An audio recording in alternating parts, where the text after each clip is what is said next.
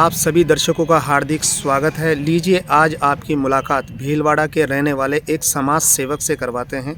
कार्यक्रम की शुरुआत परिचय से होगी। सबसे पहले आप अपना परिचय दीजिए।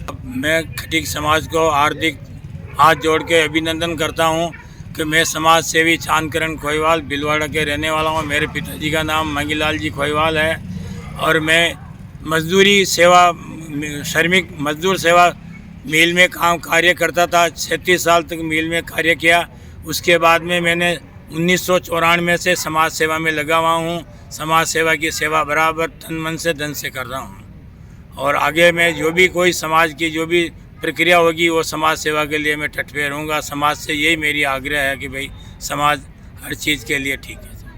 आपने बताया कि मैं समाज की सेवा करता हूँ, तो सेवा। समाज के अंदर क्या सेवा करते हैं वो कार्य बताया आप। ठीक है साहब, मैं समाज के अंदर लगभग जो भी कार्य होता है, किसी की शादी ब्याह के अंदर कोई आदमी ब्याह शादी को तोड़ देते हैं, संबंध तोड़ देते हैं, अच्छा। उसका निपटारा कराते हैं। और समाज में जो भी कोई सामाजिक कार्य होता है उसमें बढ़ चढ़कर हम हिस्सा लेते हैं। रात दिन एक करते हैं, उसमें सहयोग करके काम कराते हैं हम सबका जी। समाज का।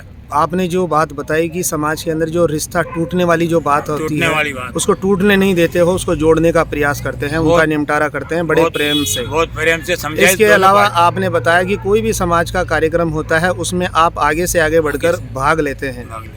इस इन दोनों कार्यों के लिए मैं आपको धन्यवाद देता हूँ। अब मैं आपसे शिक्षा के बारे में जानना चाहता हूँ कि शिक्षा के बारे में आपके क्या विचार है।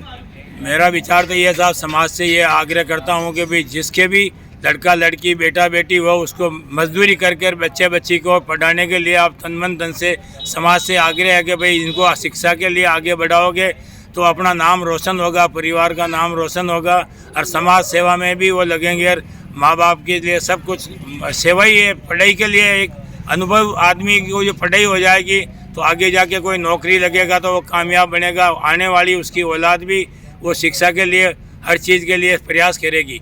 एक आदमी बच्चा बच्ची अपनी बेटी को पढ़ाओ, बच्चे को पढ़ाओ और अच्छी शिक्षा दो उसको। अच्छे लिए पढ़ाने के लिए बहुत जोर लगाना चाहिए समाज को। हम तो कहें तन मन धन से समाज मेहनत मजदूरी करके भी बच्चे बच्ची को पढ़ाने में लिए तन मन धन से सहयोग करें। आपने जो शिक्षा के लिए बोला है बहुत ही सुंदर आपके विचार है कि माँ बाप को मेहनत मजदूरी करके किसी भी तरीके से अपने बच्चों को पढ़ाना चाहिए ताकि पढ़ लिख कर बच्चे विद्वान बने और ऊंचे ऊंचे पदों पर पहुंच जाए।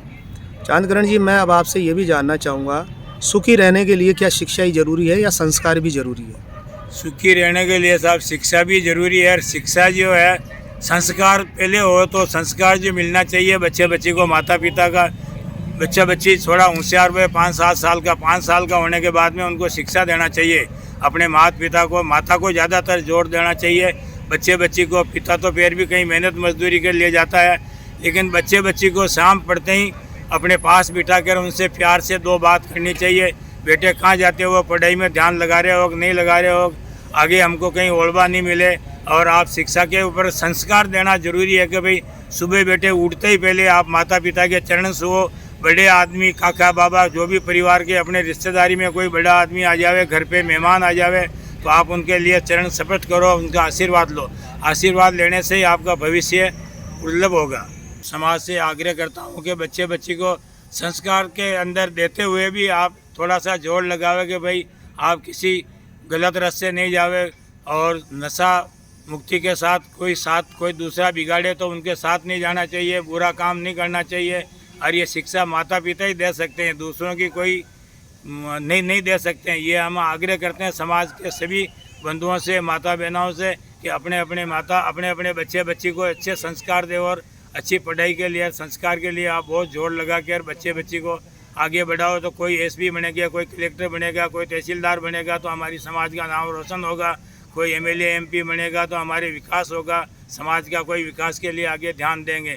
हम तो समाज से ये आग्रह करते हैं कि भाई तन मन धन से समाज के जो भी समाज बंधु है सबसे आग्रह करता हूँ माता बहनों से कि भाई अपने बच्चे बच्ची को पढ़ाए, शिक्षा दो और संस्कार सिखाने के लिए आप प्रयास करें रात दिन। चांदकरण जी, आजकल के जो बच्चे हैं वो न भक्ति करते हैं, न मंदिरों में जाते हैं, न पूजा पाठ करते हैं, न व्रत उपवास करते हैं। ऐसे बच्चों से आप क्या कहना चाहते हैं? ऐसे बच्चे को हम ये कहना चाहते हैं साहब, ये सब ज़्यादातर तो कमजोरी माँ बाप की है। माँ बाप को भी ये शिक्षा देनी चाहिए कि बेटा मंदिर भी जाओ, दर्शन भी करो आप, और इसके लिए धार्मिक काम कार्यक्रम के लिए आप ध्यान लगाओ थोड़ा, तो वो भी आपको लिए अनुभव होगा। बच्चे को अनुभव, माता पिता पहले शिक्षा देवे कि भाई आप मंदिर जाते हो तो बच्चे को साथ ले जाओ, भैया धोख दो भगवान के, और भगवान का आशीर्वाद ले तो आप और तो पढ़ाई में भी आपका मन लगेगा और हर चीज़ के लिए आपकी बरकत होगी समाज में। आपके विचार बहुत ही अच्छे विचार हैं समाज के प्रति। हमारे समाज के लोग जो गरीब लोग हैं, पिछड़े लोग हैं, उनकी मदद करते हैं बढ़ चढ़कर। मदद करना बहुत अच्छी बात है, तो इसके बारे में आपके क्या विचार हैं?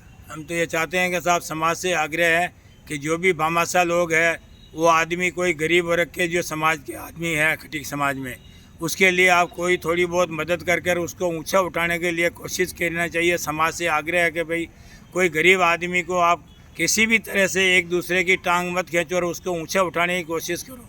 हम तो ये चाहते हैं समाज के आग्रह माता पिता से कि भाई किसी भी गरीब आदमी समाज में है तो उसके लिए कुछ मदद करके उसको ऊंचा उठाने के लिए कोशिश की जाए।